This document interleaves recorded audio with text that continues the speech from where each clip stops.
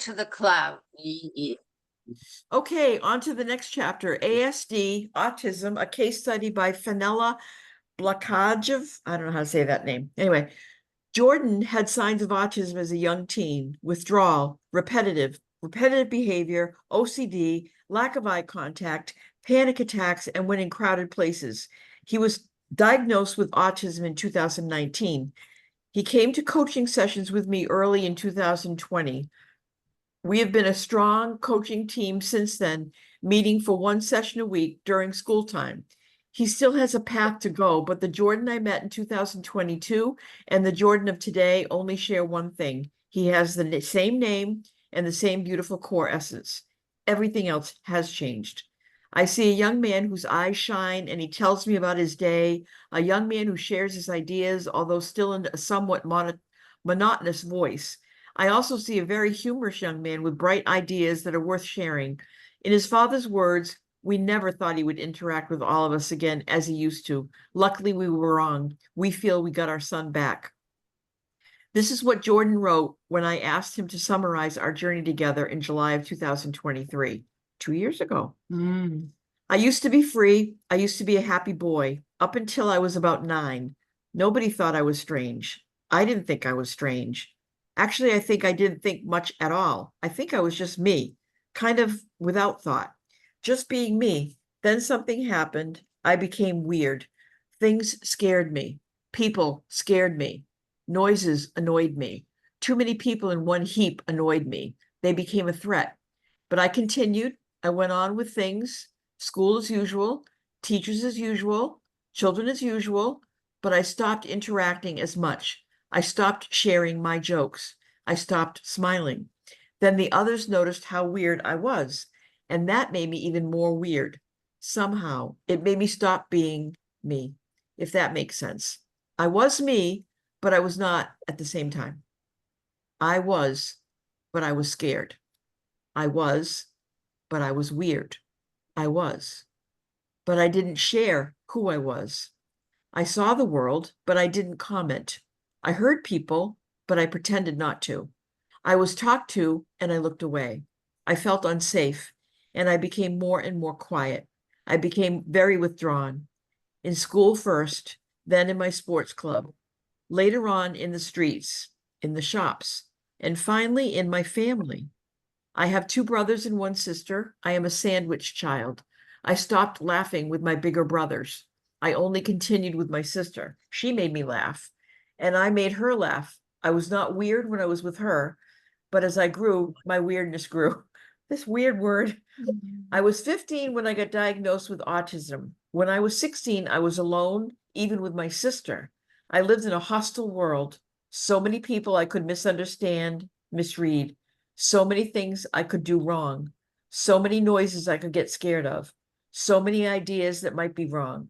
So many people who could misunderstand me, misread me. So many things nobody really knows. So much instability. So much confusion. So I shut down. I was different. So I was allowed to shut down completely, and I did for 2 years. Then I was sent to Way Up. I did not want to go there, but I got told I had to. So I went because I did not want to do it wrong. I met Fenella. She was funny. She smiled. She seemed to not think me weird. And we sat, and she smiled, and she asked me about me, but I didn't know about me. So we sat some more, and we went for walks, and she smiled, and she kept telling me I was okay. How did she know? One day I asked her, and she just said, I know because in your core, you are golden light, and golden light is always okay. That confused me. How could she know what I was inside? It confused me, but I liked it. In my core, I was golden light.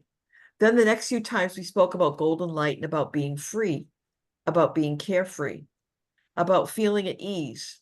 And we spoke about moments I remembered feeling that way. And I did, way back when I was little at the beach or in my treehouse or on the sofa with my dog or with my sister. And together we discovered what was different now. And what it was this idea in me had grown over the years. The idea that I was not safe.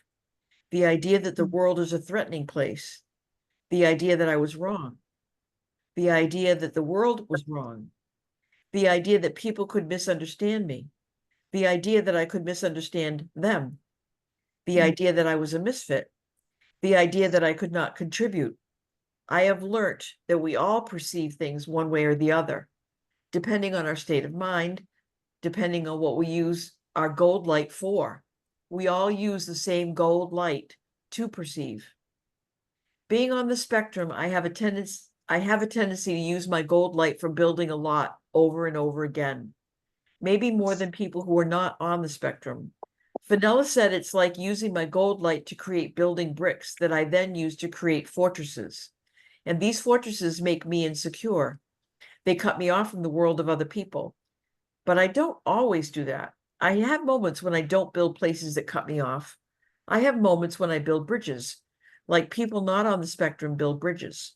But sometimes they build cut off places too, even though they're not autistic. They build them and block their path to the world or to other humans, just like I do.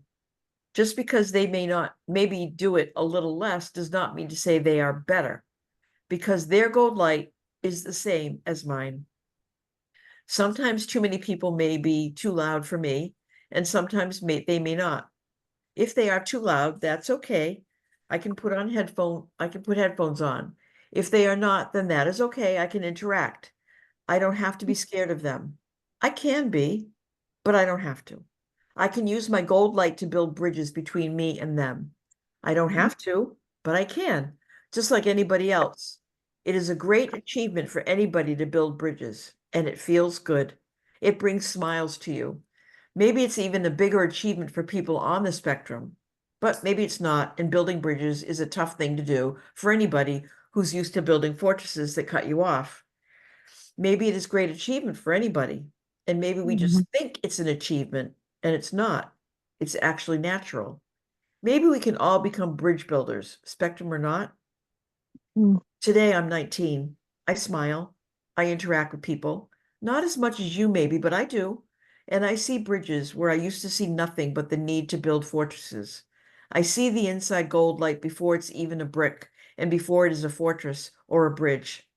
I see me and I see you when you smile, but also when you frown upon me.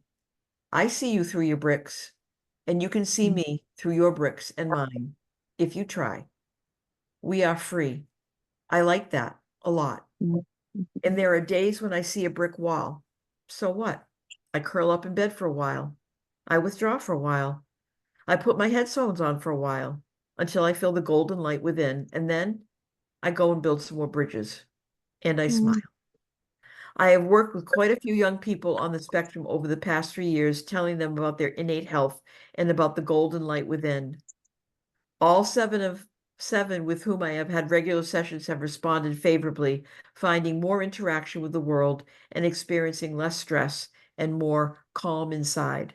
The steps they take are what we call baby steps, and the experience of breaking free is not as drastic or as abrupt as with other clients. It is important to state that these are early days, and I do not know what the long-term effect of their learning about the three principles will be, but I am excited and very hopeful. My colleague, Dr. Rowena Smith, and I see great potential in the three principles for people on the spectrum.